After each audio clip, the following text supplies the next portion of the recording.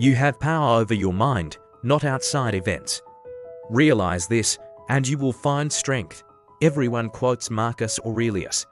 His wisdom is everywhere: Instagram posts, motivational posters, self-help books. But here's what nobody tells you.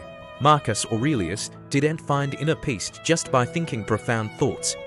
He found it through waking up at the same time every day, through cold water baths, through eating simple food when he could have feasted, through writing at night when he was exhausted. You know his philosophy, but do you know his routine? The emperor who ruled the known world, who commanded legions, who faced constant threats from barbarians, plague, and political betrayal, cultivated unbreakable calm not through abstract ideas, but through discipline.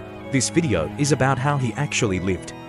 The morning rituals, the dietary choices, the evening practices, the concrete, repeatable actions that built the mind that wrote the meditations. Because philosophy without practice is just pretty words. Marcus Aurelius understood this. His daily routine is the proof. We imagine Marcus Aurelius as this serene philosopher king, sitting in calm contemplation, writing timeless wisdom. The reality, it was brutal. He spent most of his reign at war on the northern frontier, fighting Germanic tribes. He faced the Antonine Plague, which killed millions. He dealt with incompetent generals, corrupt administrators, and political conspiracies. He had a son, Commodus, who would become one of Rome's worst emperors. He faced family tragedies and chronic health problems. The burden of an entire empire was literally on his shoulders. Inner peace wasn't his natural state. It was something he fought for daily against overwhelming odds. Marcus wrote the Meditations not as a book for us, but as notes to himself, reminders, reinforcements, daily pep talks. He starts book 2 by saying, "When you wake up in the morning, tell yourself, the people I deal with today will be meddling, ungrateful, arrogant, dishonest, jealous, and surly."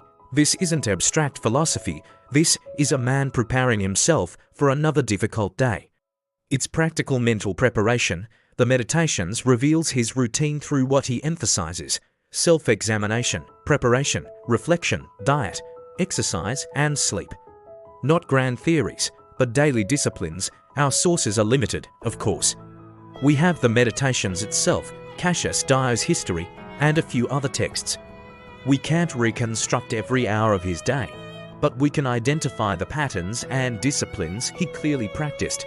What emerges is a routine built on consistency, simplicity, and constant self-correction. Let's start with his first conscious moments. Marcus Aurelius likely woke before dawn. Roman military practice required it, and commanders rose with their troops.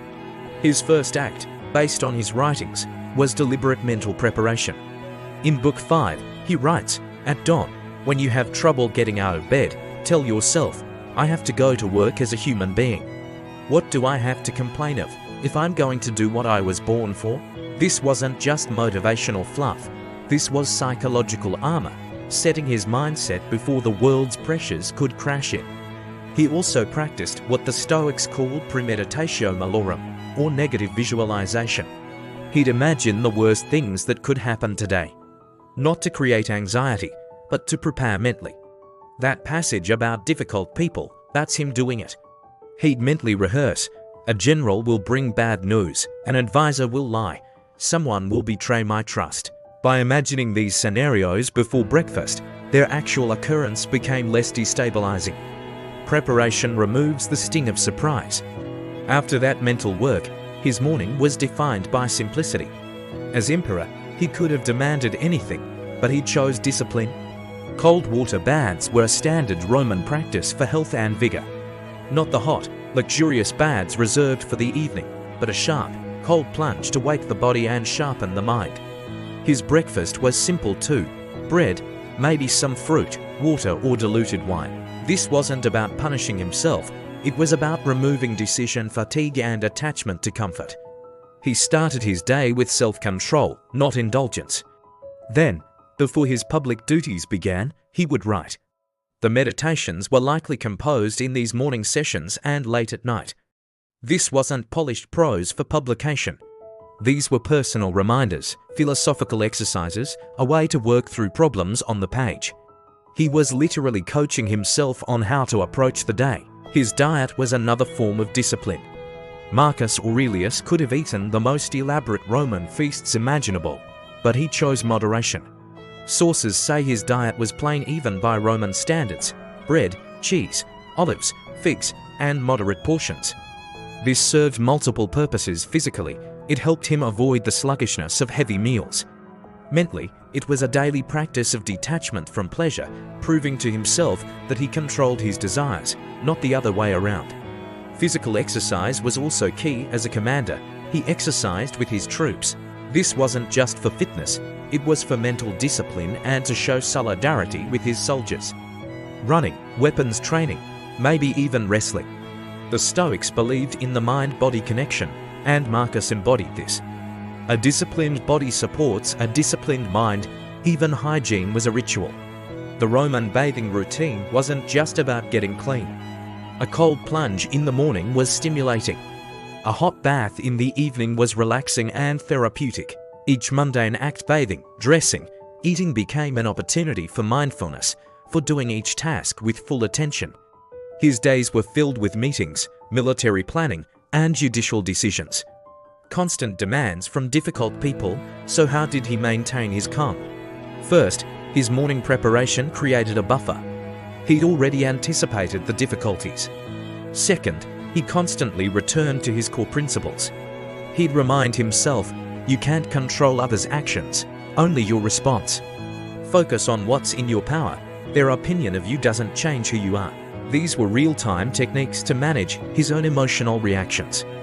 He even built in strategic breaks, like short walks or moments of solitude, to reset and prevent mental fatigue. Then came the evening, and with it, the daily examination. The Stoics practiced reviewing their day, and Marcus clearly did too. What went well? What went poorly? Where did I maintain my virtue? And where did I fail? This wasn't about beating himself up, it was honest assessment without judgment, a way to calibrate for tomorrow. He'd write to process his experiences, turning abstract worries into specific words that could be examined and reframed. This evening review naturally led to preparing for the next day, setting intentions and cultivating the right mindset. Even sleep, which he struggled with due to chronic pain, was an act of discipline. He maintained a consistent bedtime. Even if he couldn't sleep, he would lie quietly, practicing a form of mindfulness, returning his attention to his breath. So, the unglamorous truth is this: Marcus Aurelius's inner peace came from waking at the same time, cold baths, simple food, mental preparation, exercise, daily review, and a consistent sleep schedule. It wasn't mystical, it was a disciplined routine, applied consistently over decades. The routine created stability in the chaos of his life. The small disciplines built psychological resilience. The physical habits reinforced the mental ones. You're not an emperor. You don't face plagues or barbarian hordes. But you face stress, difficult people, and overwhelming circumstances. The solution Marcus found wasn't complex. Start your day with intention.